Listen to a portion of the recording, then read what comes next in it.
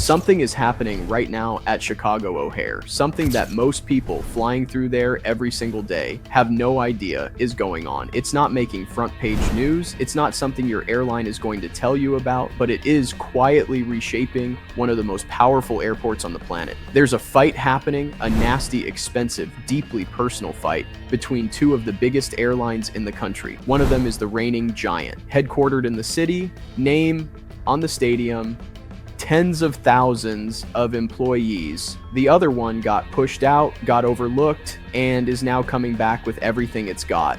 Billions of dollars are on the line. Court cases have been filed, and both of these airlines genuinely believe they're the one that's going to come out on top. This isn't just an airline story. This is a war for Chicago, and it's about to get a lot messier than it already is. But to understand what's actually at stake here and why it matters way more than you'd think, we need to go back to how this whole thing started. Chicago O'Hare isn't just a busy airport, it's a money machine. In 2025, it reclaimed the title of busiest airport in the United States by total flights. Nearly 860,000 planes took off or landed there in a single year. Chicago's airports alone generate over $45 billion in economic activity every year and support over 500,000 jobs in the region. This is not a small prize. It's one of the most valuable aviation markets on the planet, and it's the second largest corporate travel market in the entire country. So naturally, every major airline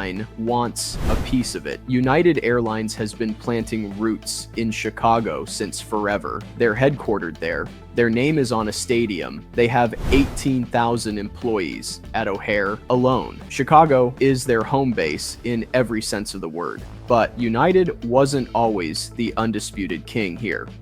Back in the 1980s, American Airlines came to O'Hare and built a hub from scratch under one of the most aggressive CEOs in airline history, a guy named Robert Crandall. For years, American was a legitimate force at this airport. Two carriers, one massive airport, healthy competition, and for a long time, that's exactly what it was. Then the pandemic hit and American Airlines made a choice. They pulled back from Chicago. They shifted their focus to their hubs in the South, Dallas, Charlotte, Miami, cities that were growing faster and had less competition.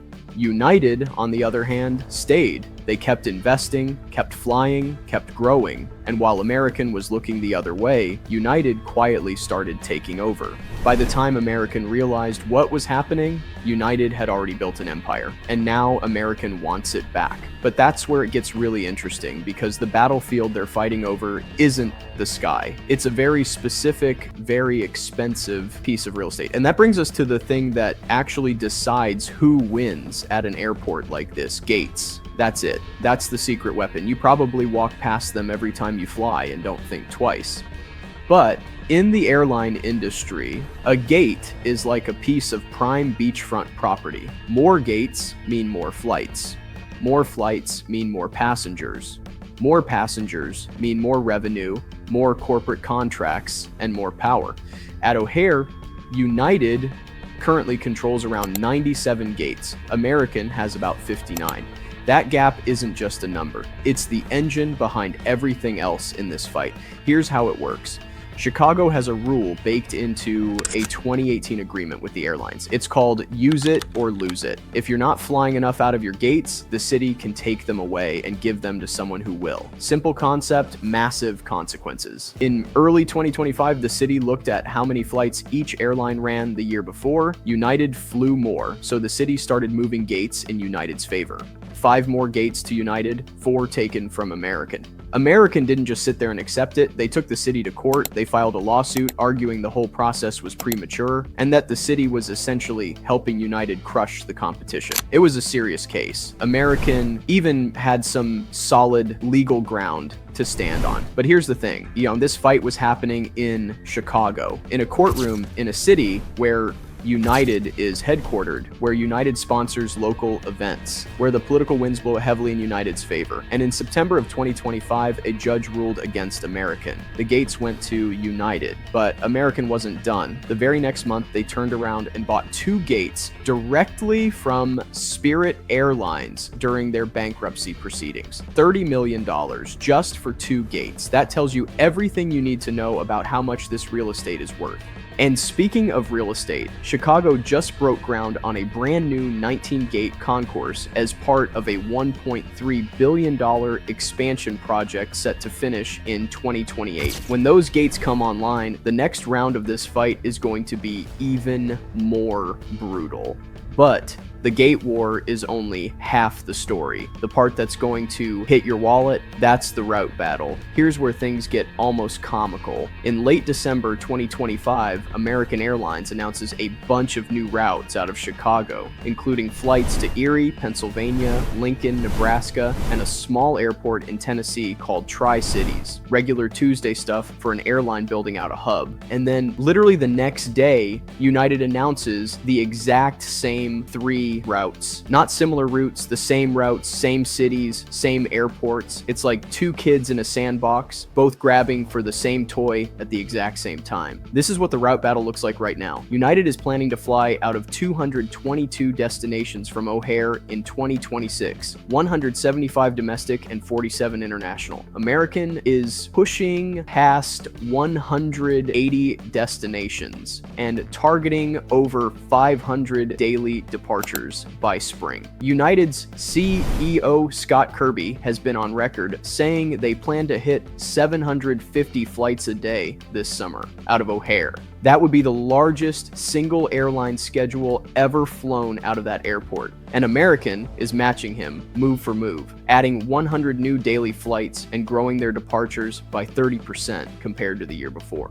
Now, here's the part that actually matters to you as a traveler. When 2 airlines are fighting this hard over the same routes, they have to price against each other. That means fares drop. O'Hare is already posting some of the fastest seat capacity growth of any major hub in the country. More seats, more competition on the same routes, lower prices. For now, that's a win for anyone flying in or out of Chicago. But there's a dark side to this coin too, because all of this expansion is costing both airlines an enormous amount of money, and one of them might be hemorrhaging cash faster than they want to admit. That brings us to the real money fight, the one happening behind closed doors with corporate clients. Leisure travelers are great, but they're not where the real profit lives at an airport like O'Hare. The real money is in corporate accounts, the law firms, the tech companies, the financial institutions that book hundreds or thousands of flights a year through one airline. Chicago is the second largest corporate travel market in the entire United States, and United has been quietly dominating it.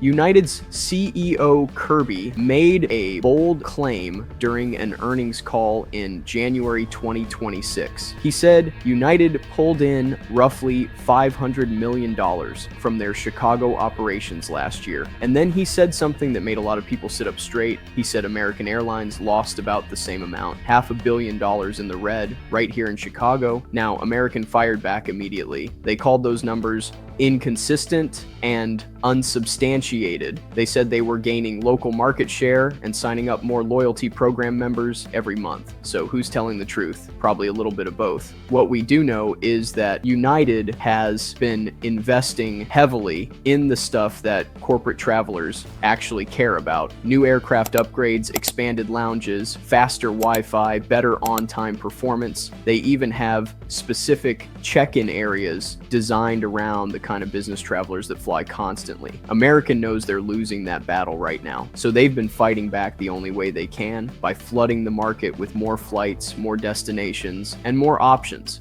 hoping that sheer volume can make up for the product gap. But there's another layer to this rivalry that goes beyond boardrooms and balance sheets. These 2 airlines are straight up being petty about it. this isn't just a business competition anymore. It's a grudge match, and both sides are playing dirty. Not in a serious way, but in a way that's honestly kind of entertaining. It started with the billboards. United rolled out digital signs all over the Chicago area, in the Kennedy Expressway, inside the airport, basically anywhere you'd look. One sign at O'Hare's upper level drive has two arrows. One points to United's terminals and reads, Chicago's #1 airline.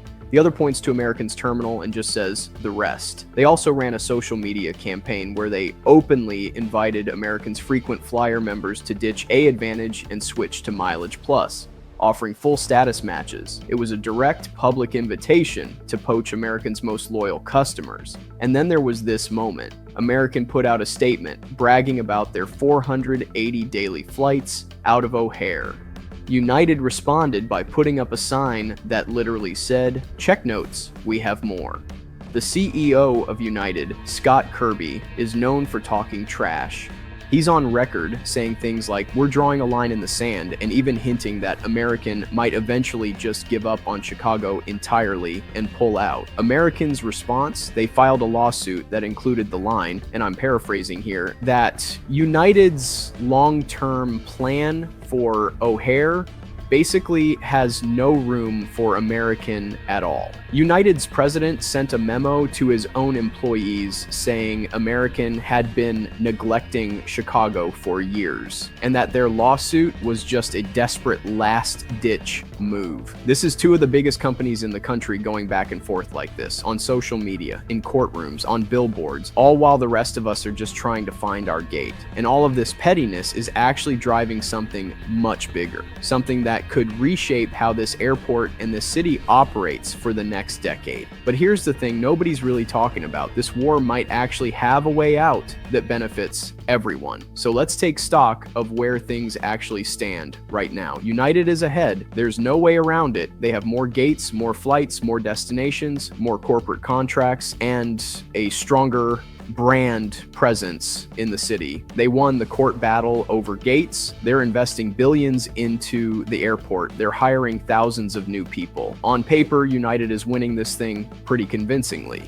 But American isn't going anywhere. They spent $30 million on 2 gates from a bankrupt airline just to stay in the fight. They're adding 100 flights a day. Their executives are publicly saying over and over that Chicago is core to their network and that they're rebuilding, not retreating. An analyst at JP Morgan wrote that American isn't about to throw in the towel in Chicago anytime soon. So what does that mean for the city? It means O'Hare just had its busiest summer ever. 24 million passengers in 3 months. It means fares are being kept in check because neither airline can afford to let the other have the market to itself. It means Chicago's airports are an economic engine generating tens of billions of dollars for the region. And it means that in 2026, this competition is going to get even more intense, especially once that new 19-gate concourse starts coming online in 2028 and the next round of gate allocations happens. The city of Chicago actually benefits when these two fight. More flights, more routes, lower prices, more jobs. The losers here aren't the travelers. But here's the uncomfortable question nobody wants to answer. Can this actually keep going the way it's going? Because both airlines can't keep bleeding money on the same routes forever. And there might actually be a smarter way to do this. Here's the thing. The biggest competitors in aviation history have figured this out before. Airlines cooperate all the time. Code share agreements, joint ventures, shared lounges.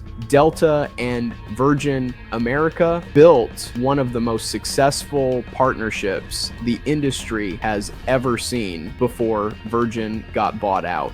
And right now, United and American fighting tooth and nail over every single Midwest feeder route isn't just wasteful, it's leaving money on the table for both of them. The smarter play, share the routes where it doesn't matter who's flying the plane. Partner on the stuff that costs a fortune to build alone, international connectivity, premium lounges, corporate contracts. United keeps its dominance in Chicago. American keeps its foothold and stops hemorrhaging cash.